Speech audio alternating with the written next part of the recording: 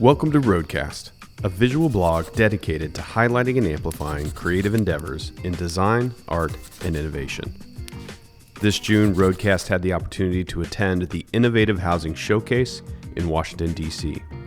We sat down with some of the leading entrepreneurs in housing to tour their prototype homes. Hosted by Secretary Fudge and the National Association of Home Builders on the National Mall, the event featured building technologies and housing solutions that are making housing more innovative, resilient, and affordable for American families. A big shout out to Diggs, LSW Architects, and Path House for sponsoring this series. We hope you enjoy it, and we'll see you down the road.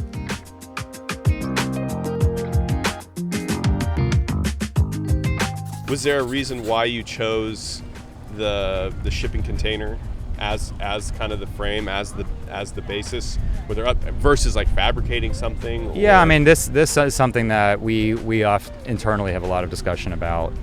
The shipping container ships easily, right? That's what it's made for. The ease of that was important. The fact that it already exists in our world was important, right? I'm trying to reduce consumption, and so if that thing is just going to spend a lot of energy, get recycled and shipped back to China, or crushed down, or sit somewhere in a landfill, we can use that for a house, right? And to me, a lot of what they call cargo-worthy boxes, what we typically buy, instead of the one-trippers that just come over once, have a lot of dents and dings, and the floors are super cool, and they have barrel rings in them. I mean, it's just, especially in Phoenix, when we talk about the stucco shit boxes, we don't have richness in a lot of places, right? And so there's a story. This thing's traveled all over the world. It's had a lot of things in it. It's been in a lot of places, and now it sits here.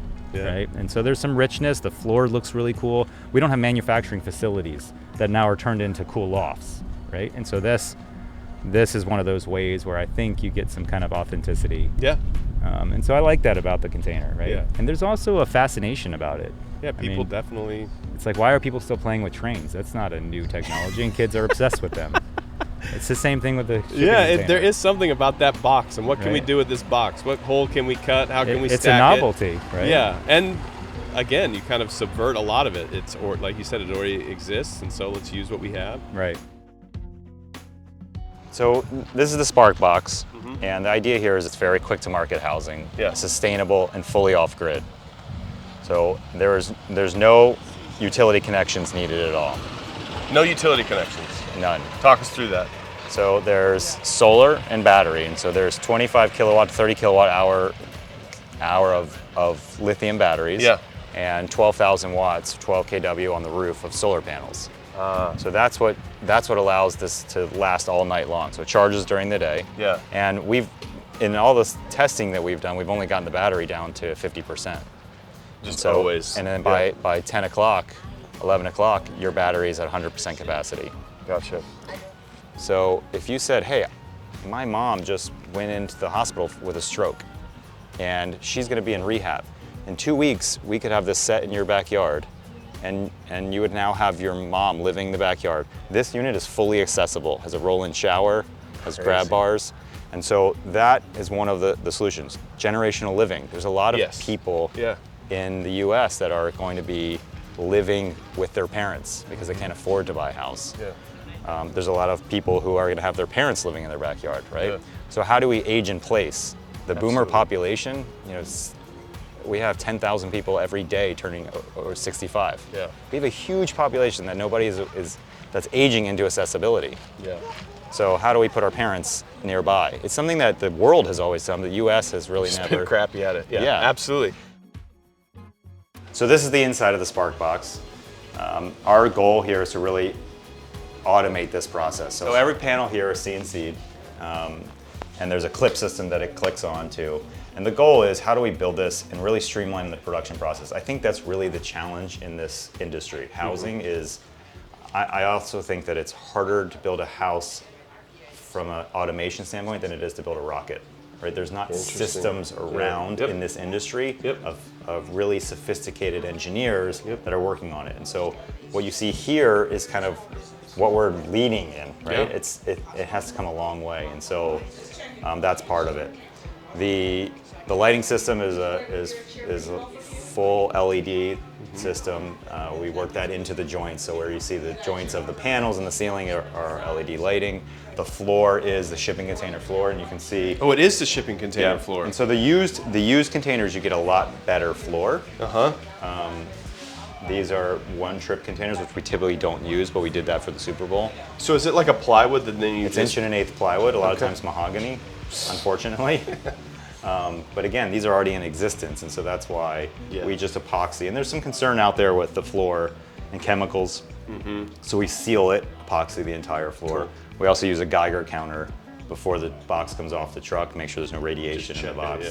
Because that's one of the concerns for people out there, that we don't know what's been in this box. Yeah, that is something for people. They're like, I don't want to be living in this thing that's transporting craziness. You know, in Arizona specifically, there's a lot of sites where you can't have 2 dwelling units. That's changing. We're working through a text amendment with the city of Phoenix to be able to have ADU roll out easily. Right now, this is really considered a sleeping unit versus a dwelling unit.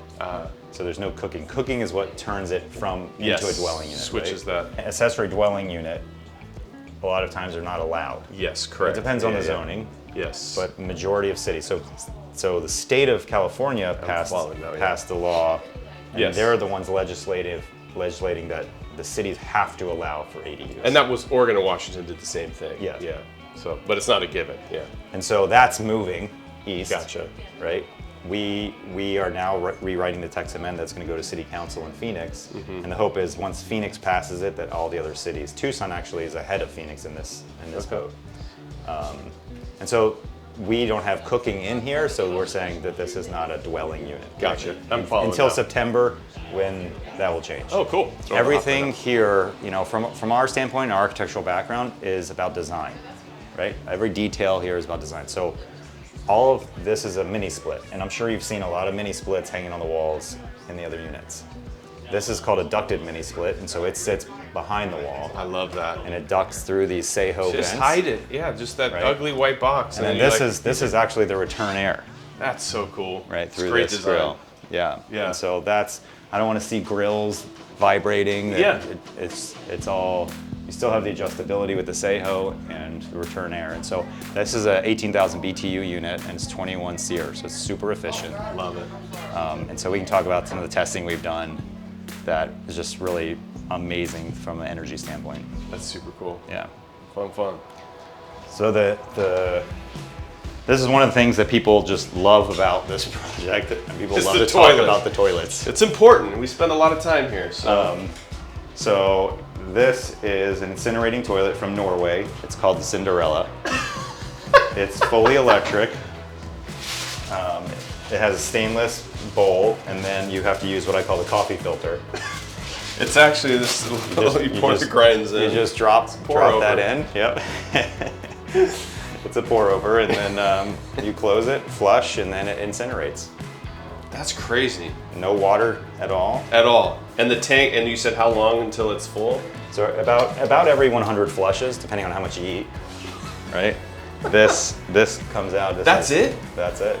It's just an ashtray, and it literally this could be your aunt, and the great aunt in the urn. That's what it looks like. You would never know the difference. So if you misplace the ashes, we know where to go. Right.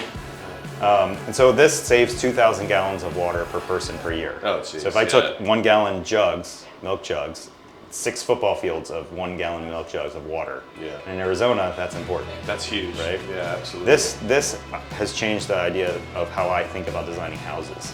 Not just prefab houses, but even just take that leap. Like, hey, this is... If you had a central number 2 bathroom in your house save so much that water. Everyone uses, and then you have sit-down urinals in each individual bathroom, it's unbelievable. It's innovation. That's true. Yeah, absolutely. I mean, we every time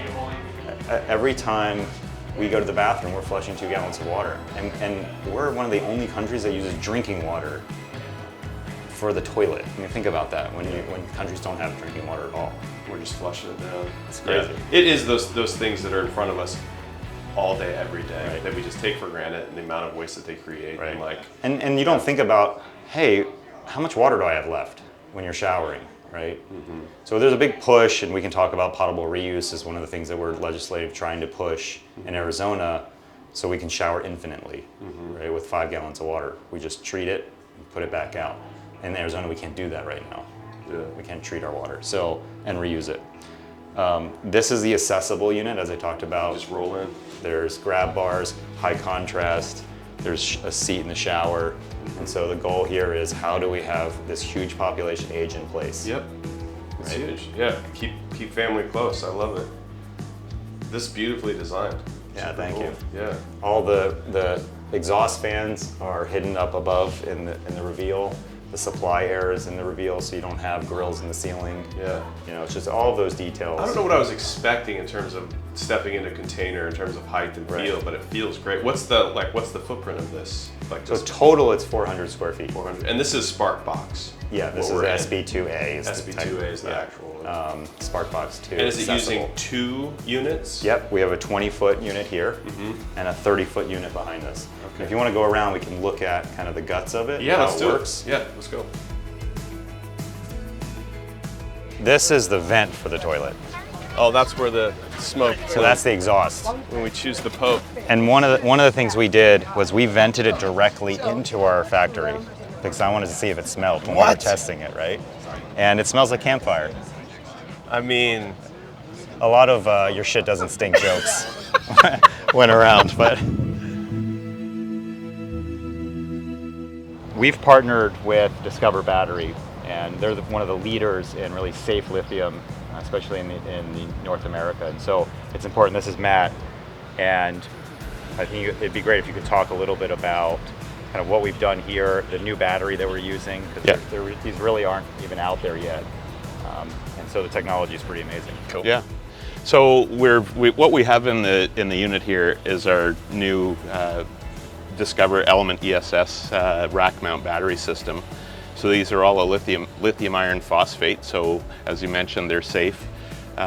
There's a bunch of different battery technologies on the market, and people get a little mixed up on what you might have in a Tesla, which is a lithium cobalt, which is what people freak out about because they see a Tesla catch on fire and it can't put them out. These don't have that challenge with thermal runaway, so they're extremely safe for the house.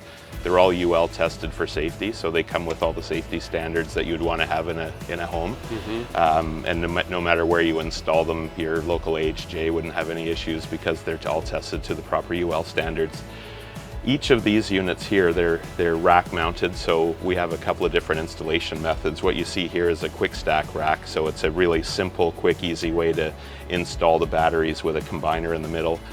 This is 25 kilowatts, so each unit is 5 kilowatts. You can add actually another one and have 30. Oh, wow. So lots and lots of power, and then you can parallel as many as you like together. What's really cool with these is we have a little communications device which is kind of hidden up in the little open area there, and that actually does what we call closed loop charging. So it actually communicates between your power electronics and your batteries and actually optimizes everything for accelerated charging. Wow. It measures cell temperatures and all the things that you need in order for the things to actually work really well together. And they're heated for cold climates.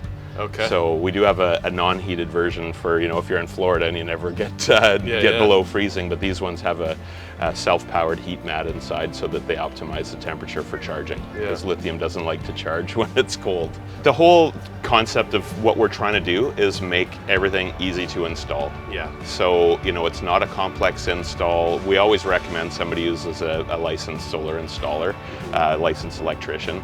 But these things are super easy. They're not necessarily a DIY, so I wouldn't suggest just anybody do it, but they're scalable. So, if you start out with something and realize that, oh geez, I've added some big electrical load on there, like if you started out thinking, well, I have enough, and you get the incinerating toilet and realize, wow, that's a 2,000 watt load. I'm running my batteries really low. Just add another one. And then the beauty of the lithium product as well is that your depth of discharge is 100%. So you can use all the capacity of the battery. You can go all the way. You can go all the way to empty and then fill it back up again. For people to understand that these things are tested to a certain standard. So it's not us just making a declaration, oh, they're safe. Like, they are actually tested by UL. Which, by the way, is really difficult. It's very difficult to find also. Yeah. And because we build toward the building code. Yeah. We need those products to be UL tested, right? Yeah. And listed, so. So this is the water side of things. Oh, dang. So back here what you have is 1,250 gallons of fresh water, right? And that's filled through a garden hose, and I'll show you that connection in a second. That comes through a 50 to 5 micron filter right here, and then also a UV light filter. Okay. So if you have concerns about your quality of water in the town you live in, or the garden hose, something like that, that takes care of it. It's pumped, and you have an expansion tank for pressure, and then you have your water heater, right? We've elected to use an 8-gallon water heater, and that sounds kind of low, right, compared to what we're used to. We call it a sustainable shower. But depending on how hot the water is in the tanks, in Arizona that's not a problem. Yeah. Our water already starts warm. In colder climates, it's going to be shorter, and it depends on how hot you like it, because obviously the hotter this is discharging, you're combining with cold water too, right? So you can get about a 15-minute shower out of it pretty easily. Yeah. You know, and that's enough. The water that comes out of the other sinks and showers comes through this filter, removes all the soap and hair, and then goes into your gray water tank. And then this can be, you can just drain into the landscape, or you can pump it. There's a valve right underneath here that you can use to pump into your irrigation system. Nice.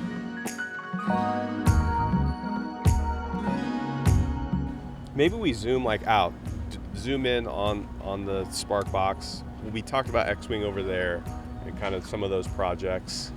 You're an architect by trade, designer. Yes. Why is it, like, in your mind, like, why are we at this inflection point? Like, why is this conversation happening in the center of Washington, D.C.? Like, why is there an innovative housing summit?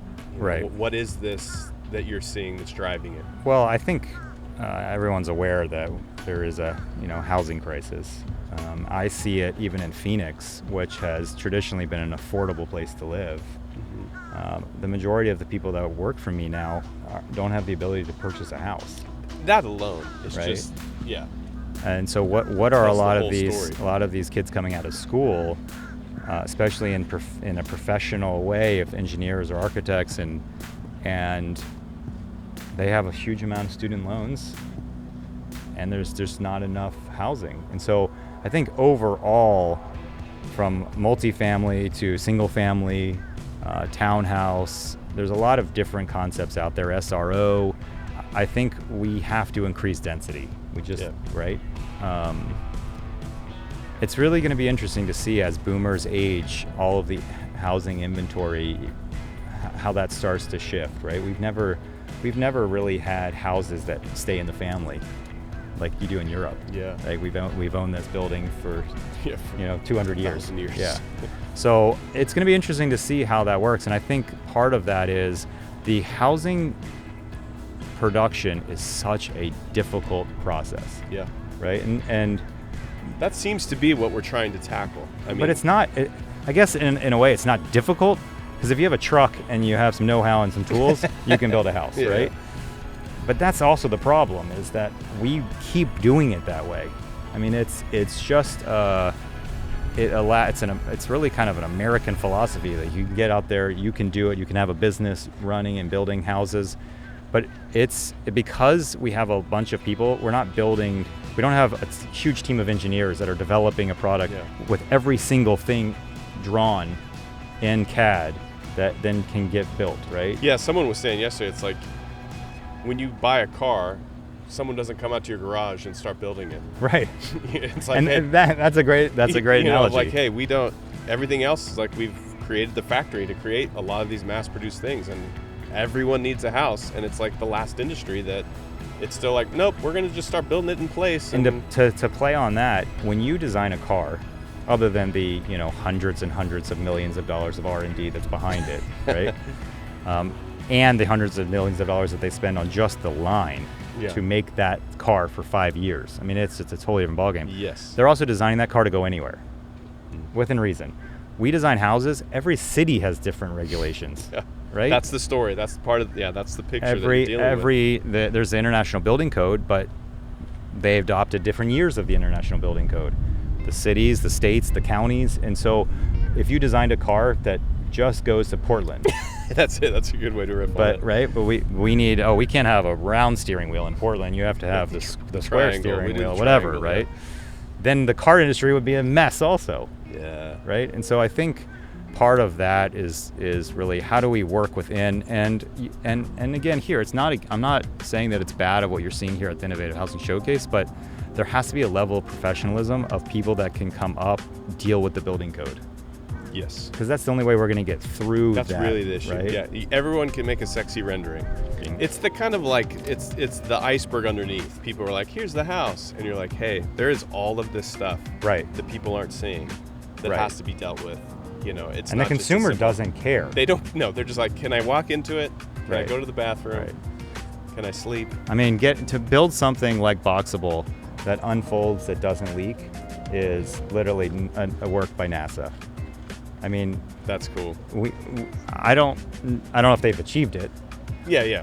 but But if that happens, if they can get that done, then yes. I mean, part of my question is unfolding worth just paying for another truck? yeah, Like all the hardware that goes into it. goes into it. Yeah, I think there's the market loves it. They love seeing the transformer house. they do. Right. Yes. And they like the Um, Tesla pulling it for sure. Yes. That's always the. I want to get a Tesla and put a solar array on the trailer behind it and just drive forever. That's really what you got to do. Just anything, just throw a Tesla in front of it, and then you're good to go. Right. The thing, you could drive forever. If you had a solar system theirs set on on the top. trailer You behind the go for Tesla. it. Next year.